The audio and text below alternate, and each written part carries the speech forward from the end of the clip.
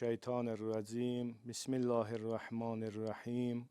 Elhamdülillahi Rabbil alemin. Ve sallallahu ala Muhammedin ve alihi tahirin. Salam hörmətli tamaşaçılar, xoş gördük sizləri ibadətin şirinliyi verilişində.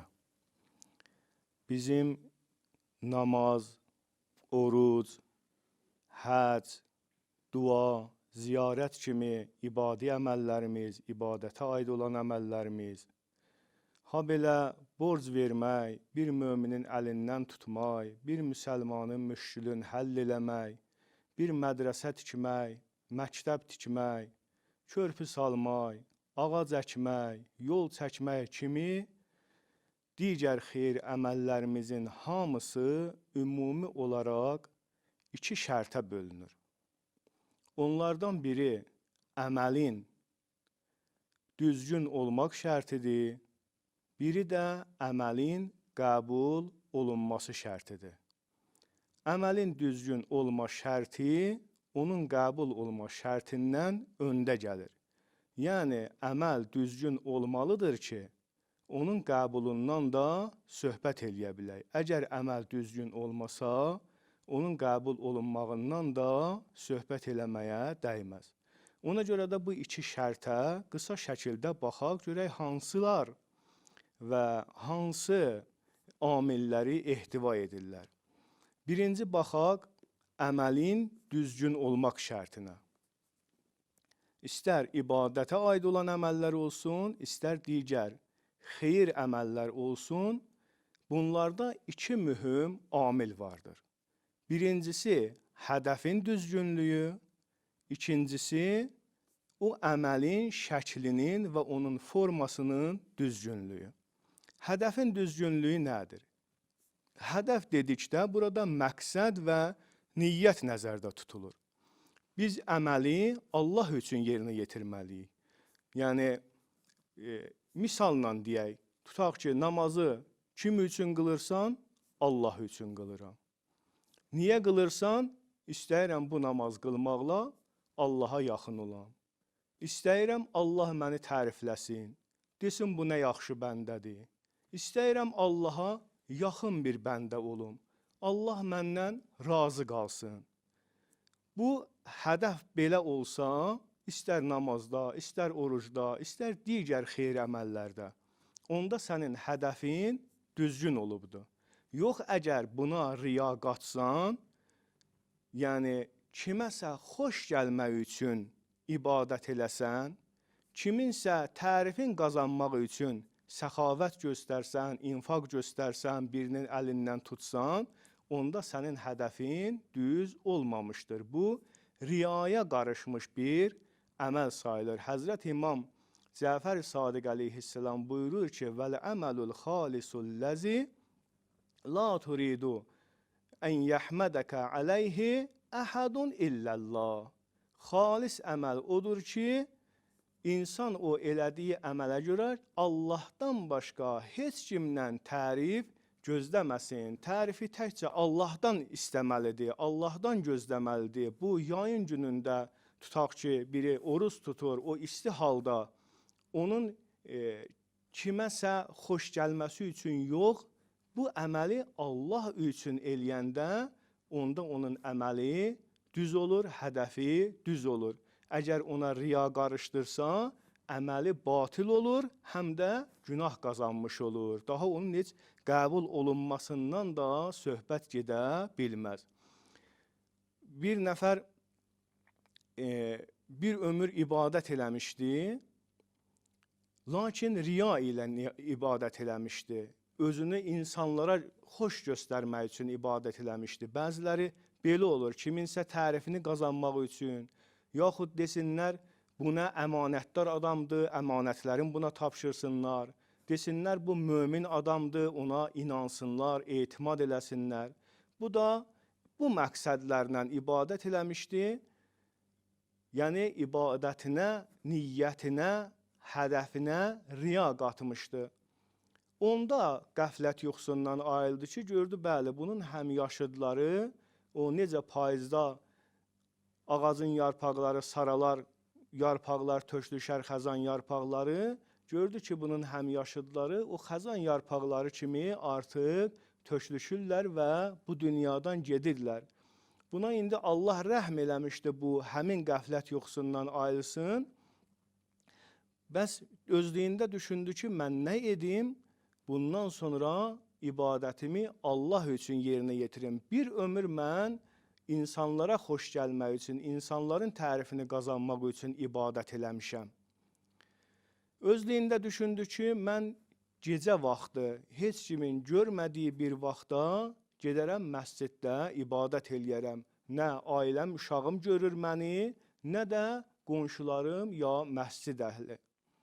Bu niyyətlə qış gecəsinin soyuğunda göydən yağış yağır, qaranlıq hava, gecənin bir aləmi yuxudan durdu, bu vəziyyətlə getdi məsciddə ibadət eləməyə. Daxil oldu məscidə ibadət eləməyə. Allahla razı niyaz elədiyi yerdə birdən elə hiss elədi ki, məscidə nə isə bir canlı daxil oldu. Yenə öz ürəyində düşündü ki, nə yaxşı oldu, indi kimsə məscidə gəldi və səhər hava işıqlananda görəcək ki, mən məsciddəyəm, yəni məni tanıyacaq, mənim cəmaat arasında hörmətim biraz da qalxacaq ki, bu kişi gecənin bir vaxtında, soyuq bir havada gəlib məsciddə ibadət edirmiş. Bu şövqlə, bu fikirlə, biraz da iştiyaqla ibadətini artırdı, razı niyazını artırdı, biraz da dualarını ucadan elədi. Elə ki, sübh azanının vaxtı yaxınlaşdı və hava işıqlanmaya başladı. Dedi, mən bir baxım dövrəmə, ətrafıma, görüm, o məni görür, yoxsa yox, kimdir bura gələn? Göz gəzirdi məscidə, gördü ki, bəli, məscidin bir küncündə soyuğun qorxusundan məscidə sığınmış bir it yatıb. Orada başına döydü ki, ilahi, mən bu neçə vaxtı yenə insanlara görə namaz qılırdım. İndi mən bu günləri ibadətimi itə görə eləmişəm. Yəni bu riyanın öz namazına, öz ibadətinə riya qatmağın cəzası o oldu ki, o axırı gəlsin, itə görə ibadət eləsin. Ona görə də insan əvvəldən hədəfini düzgün qoymalıdır, əvvəldən Allaha xatir ibadətini eləməlidir. Dedik ki, ibadət və xeyir əməllərin iki mühüm amili vardır. Onlardan ikinci amili, ibadət və o xeyir əməllərin şəklinin, formasının düzgün yerinə yetirilməsidir. Yəni, şəriət qayda qanunlarına uyğun yerinə yetirilməsidir. Şəriət necə deyibsə, Allah necə deyibsə, Peyğəmbər sallallahu aleyhi və səlləm və əhl-i beyt aleyhissalam bizə bu qayda qanunları necə deyibsə, o cür yerinə yetirmək lazımdır. Daha öz səliqəmiz əsasında, öz fikrimiz əsasında yox, belə olmamalıdır. Çünki mümkündür bizim ağlımızın dərk eləmədiyi bir şeylər də orada olsun ki, biz onu bilməyək. Əgər biz baxsaq, görürük ki, Quran-ı Kərimdə Allah Teala Həzrəti İbrahimi neçə dəfə tərifləmişdir. Hətta Kəbə evi kimi bir müqəddəs məkanı tikməyi Həzrəti İbrahimə tapşırmışdır. Yaxud Həzrəti İbrahimə salam göndərib buyurmuşdur ki, Səlamun əla İbrahim.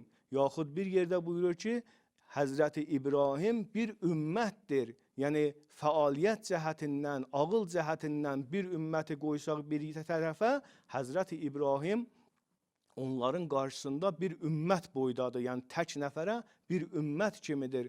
Amma görürük ki, Həzrəti İbrahim deyir ki, Allaha belə yalvarır. Ərina mənasikəna ilahi. O bizim əməllərimizi, eləyəcəyimiz o vacib əməlləri bizə öyrət. Baxmayaraq ki, Həzrəti İbrahim böyük ağıl sahibidir, ağıllıların ağıllısıdır. Amma heç vaxt öz ağlı ilə iş görmür və Allahdan bu vacib əməli ona öyrətməsini istəyir, Allaha yalvarır bunun üçün. Ona görə də biz öz səliqəmizlə əməl etməməliyik. Məsələn, deyək ki, bunu misal ünvanı ilə deyirəm, deyək ki, biz elə sübh namazını 2 rəkət durub sübh namazı qılınca 4 rəkət qılay, çünki o vaxtımız çoxdur. Yaxud deyək ki, 2 rəkət namaz qılınca 20 dəqiqə Allah barədə təfəkkür eləyim. Təfəkkür daha yaxşıdır. Allah barəsində düşünsəm, bu daha məqsədə uyğundur, özlüyündə belə fikirləşə. Yaxud borc verəndə özündən şərt qoya. Ümumiyyətlə, gərək şəriətdə deyilmiş qaydalarla insan əməllərini yerinə yetirsin və bu da istəsək öz əməllərimizi düzgün yerinə yetirək, risalələrə, şəriət məsələlərinə, təqlid mərcələrinin o zəhmət çəkərək bizim ixtiyarımızda qoyduğu risalələrdə gətirdikləri məsələlərə əməl eləməyimiz kifayət eləyir. Bizim alimlərimiz, müştehidlərimiz müxtəlif elmlərdə sərf, nəhv, bəlağət, məntiq, ricalşünaslıq, hədisşünaslıq, fiqh, üsul kimi elmlərdə mütəxəssis və bəzilərində də akademik şəkildə elmlərə yiyələniblər, onları mənimsəyiblər və İslamın mətnindən, rəvayətlərimizdən, Qur'andan bizim üçün hökmlərimizi çıxardıblar və bizim ixtiyarımızda qoyublar. Baxın, biz mümkündür risalədə görək ki, niyyət haqqında bir cümlə yazılıb, ya bir məsələ yazılıb. Amma həqiqətdə niyyət haqqında aylarla bəhs var. Yəni, əgər biz, məsələn, deyirəm, Həzrət Ayətullah Xoyi ağanın fiqh kitabına baxsaq, görərik ki, 100 səhifədən çox təkcə niyyət barəsində danışır. Ya, bəzi fəqihlərimizin xaric dərslərinə baxanda görürük ki, təkcə niyyət barədə 6 ay söz açıbdır. Amma onların hamısını gətirib bir cümlədə ya bir məsələdə toplayıbdır, sadə şəkildə bizim ixtiyarımızda qoyubdur. O necə quş öz balasına yeməyi hazırlayır, o balasının ağzına yeməyi qoyur, təqlid mərcələrimiz, alimlərimiz də həmin məsələləri çətin elmi kitablardan çıxarış eləyərək, İslamın mətnindən çıxarış eləyərək, sadə şəkildə bizim ixtiyarımızda qoyubdur. Ona görə də birinci məsələmizdə dediyimiz kimi o əməlin qəbuluna varmazdan qabağa birinci gərək biz onun səhih olmay qaydasını öyrənək. Məsələn, biri dəstəmaz ala, dəstəmazda gərək vacib əməllərdən biri budur ki, qol yuyulsun, qol dirsəkdən ta barmaqların ucuna qədər yuyulsun. İndi biri gələ dirsəyindən biləyinə qədər yuya, əlini yumaya.